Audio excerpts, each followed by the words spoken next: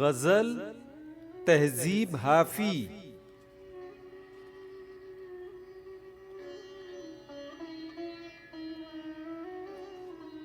किसे खबर है कि उम्र बस इस पे गौर करने में कट रही है कि ये उदासी हमारे जिस्मों से किस खुशी में लिपट रही है।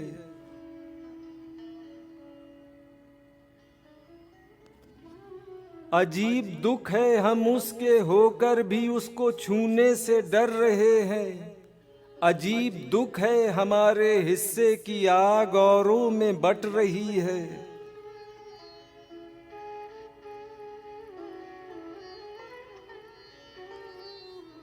मैं उसको हर रोज बस यही एक झूठ सुनने को फोन करता, सुनो यहाँ कोई मसला है, तुम्हारी आवाज कट रही है।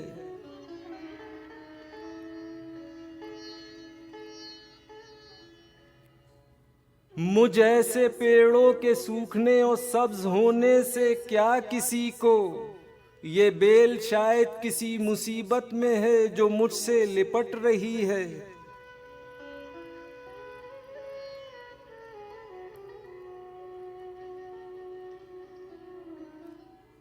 सो इस ताल्लुक में जो गलत फहमियां थीं अब दूर हो रही हैं। रुकी हुई गाड़ियों के चलने का वक्त है, धुन छट रही है।